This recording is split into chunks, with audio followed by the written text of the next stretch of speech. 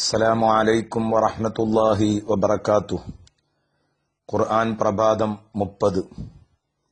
അൽഹംദുലില്ലാഹി റബ്ബിൽ ആലമീൻ വസ്സലാത്തു വസ്സലാമു അലാ സയ്യിദിൽ മുർസലീൻ വഅലാ ആലിഹി വസ്വഹ്ബിഹി അജ്മഈൻ.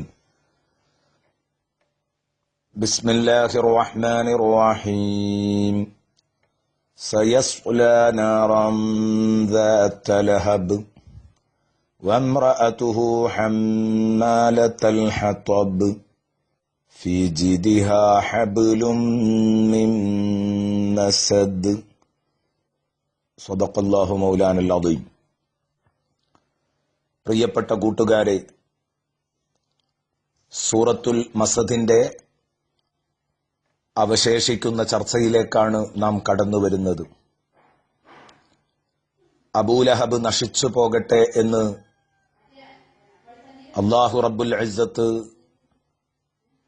ശാപ പ്രാർത്ഥന നടത്തിയതിനു ശേഷം തുടർന്ന് അല്ലാഹു പറയുന്നു, ഭൂമിയിൽ അവന് നാശവും സങ്കടവുമൊക്കെ വരുമെങ്കിൽ നാളെ ആഖിറത്തിൽ സയസ്ലാ നാറൻ ദാത ലഹബ്, ശേഷം അവൻ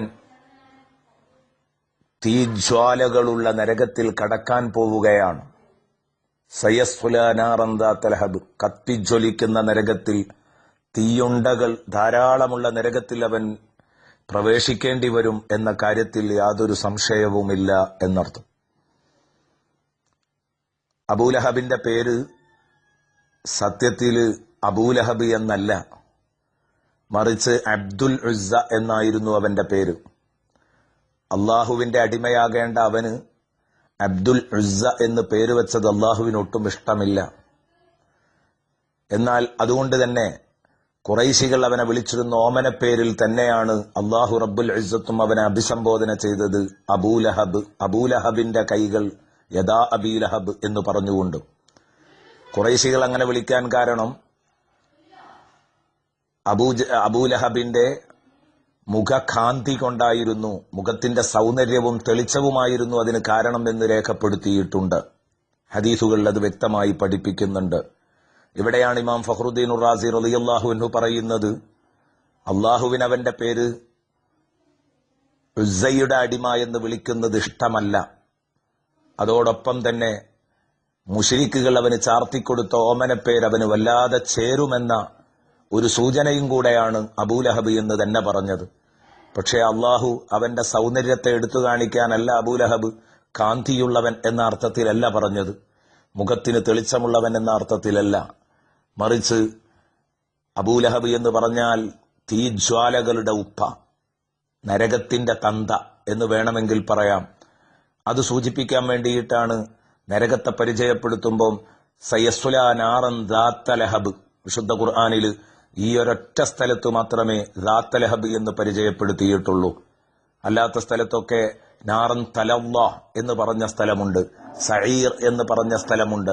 ഇങ്ങനെ തുടങ്ങിയിട്ട് കത്തിജ്വലിക്കുന്നതിന് വിവിധ പ്രയോഗങ്ങൾ നടത്തിയിട്ടുണ്ടെങ്കിൽ ദാത ലഹബ് എന്ന പ്രയോഗം നടത്തിയത് ഇവിടെ മാത്രമാണ്. അതും കൂടെ സൂചിപ്പിക്കാനാണ് ഇവന്റെ പേര് എല്ലാ അർത്ഥത്തിലും ഒരു നരകാവകാശിയാണെന്ന നിലക്ക് അത് പൊരുത്തമുള്ള പേരാണെന്ന് കാണിക്കാൻ. അപ്പൊ അള്ളാഹു അവനെ ഇകഴ്ത്തിക്കൊണ്ടാണ് അബൂലഹബ് എന്ന് വിളിച്ചത്.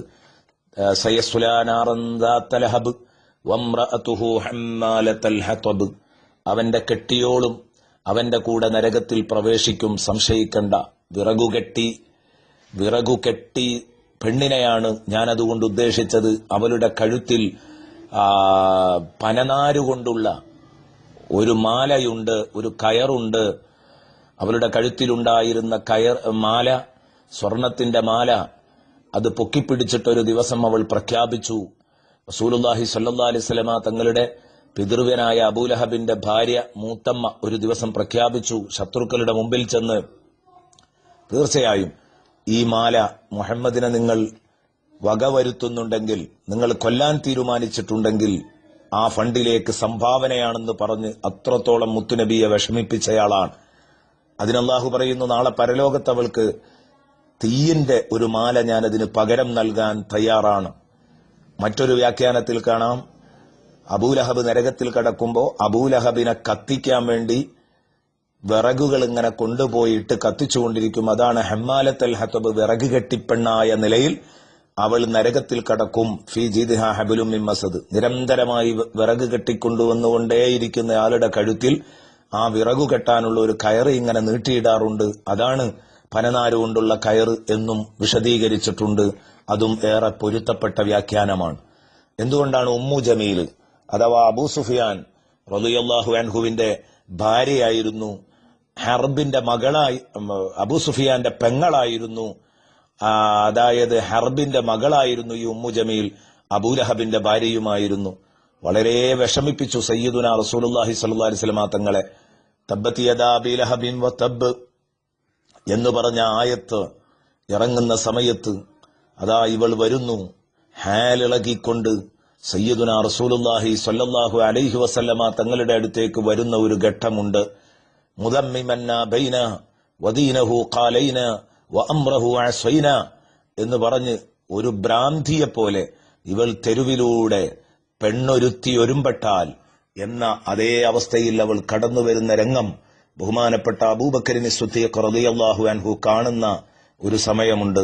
അബൂബക്കർ റളിയല്ലാഹു അൻഹു അത് കണ്ട സമയത്ത് നബി സല്ലല്ലാഹു അലൈഹി വസല്ലം തങ്ങളോട് പറഞ്ഞു, നബിയെ, അതാ മൂത്തമ്മ വരുന്നുണ്ട്. വലിയ മുദ്രാവാക്യങ്ങൾ വിളിച്ചുകൊണ്ടാ വരുന്നത്. മുദമ്മിമന്ന ബൈന, ജനങ്ങളെയൊക്കെ കുറ്റം പറഞ്ഞുകൊണ്ടിരിക്കുന്ന ഒരാൾ ഇവിടെ ഉണ്ട്. ജനങ്ങളെ പഴിക്കുന്നവനെ നമ്മൾ വിസമ്മതിച്ചിരിക്കുന്നു. വദീനഹു ഖലൈന, അവന്റെ മതത്തോട് നമുക്ക് വെറുപ്പാണ്. വഅംറഹു അസ്വൈന, അവൻ എന്തു പറഞ്ഞാലും നമ്മൾ അതിനെ ധിക്കരിക്കുകയേ ഉള്ളൂ എന്ന മുദ്രാവാക്യം വിളിച്ചുകൊണ്ടാണ് അവൾ വരുന്നത്. ഇന്നഹാല തജീഉ യാ റസൂലല്ലാഹ്, നബിയെ, അവള് വരുന്നുണ്ടല്ലോ മൂത്തമ്മ, എന്തു ചെയ്യും? എനിക്ക് പ്രതിരോധിക്കാൻ പോലും പറ്റില്ലല്ലോ.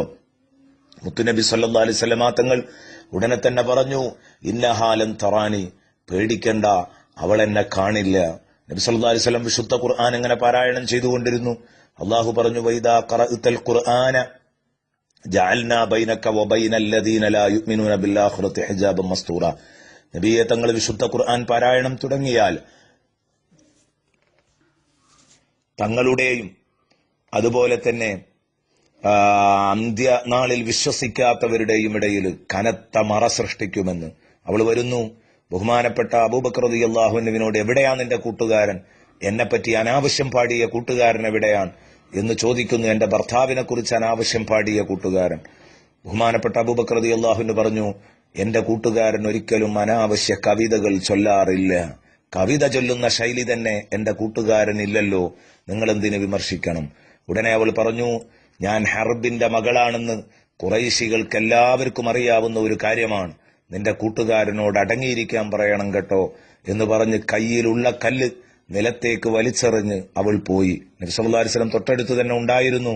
അള്ളാഹുവിന്റെ റസൂലിനോട് ബഹുമാനപ്പെട്ട സിദ്ദീഖ് റളിയല്ലാഹു അൻഹു പറഞ്ഞു, മാ റഅത്ക യാ റസൂലല്ലാഹ്, അവൾ തങ്ങളെ കണ്ടില്ലല്ലോ തങ്ങളെ. അതെ, ഇതാണ് അള്ളാഹുവിന്റെ കാവൽ എന്ന് മുത്തുനബി വിശദീകരിക്കുകയും ചെയ്തു. ഇതോടുകൂടെ ഈ കൊച്ചു അധ്യായത്തിന്റെ വ്യാഖ്യാനം ഇവിടെ അവസാനിപ്പിക്കുന്നു. അസ്സലാമു അലൈക്കും വറഹ്മത്തുള്ളാഹി വബറകാതുഹു.